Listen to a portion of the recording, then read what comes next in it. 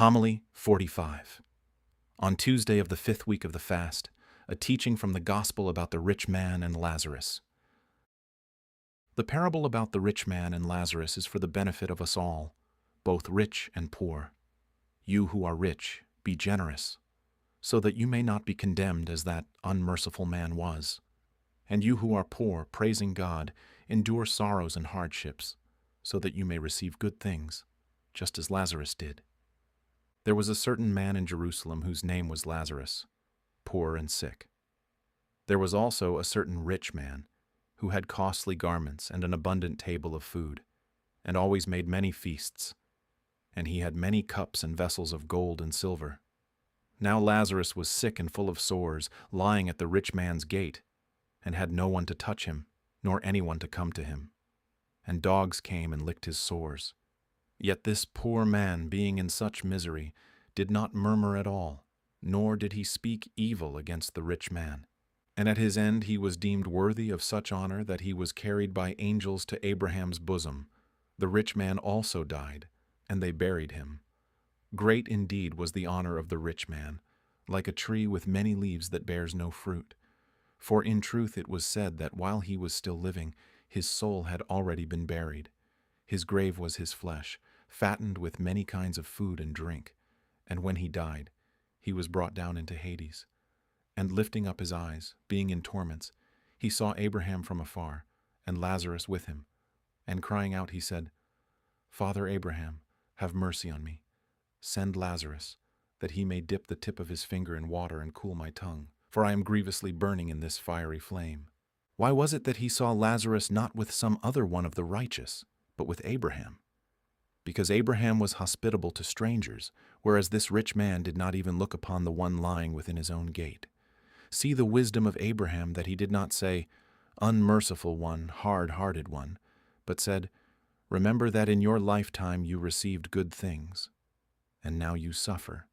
But Lazarus endured evil things, and now he is comforted.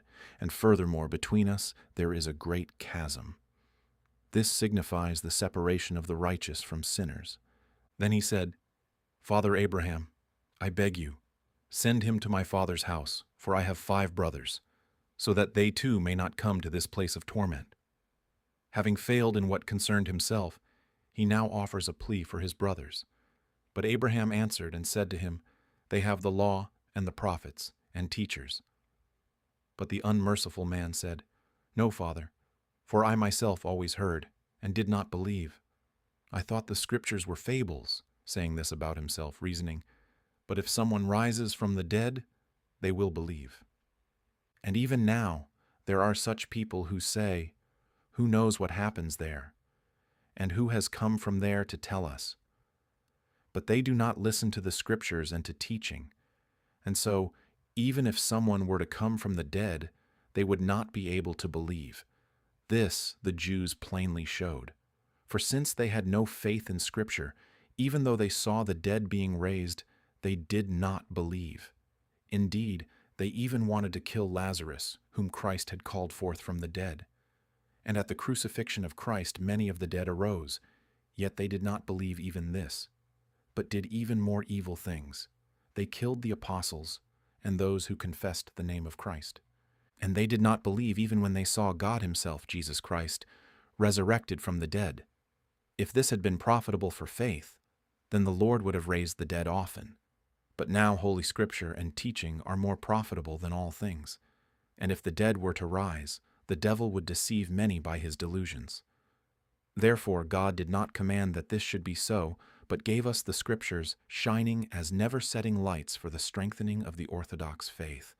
And the devil can devise nothing against these, but Scripture lays bare all his evil snares. Listen, brethren, to divine Scripture, that we may be saved, and do not seek the rising of the dead.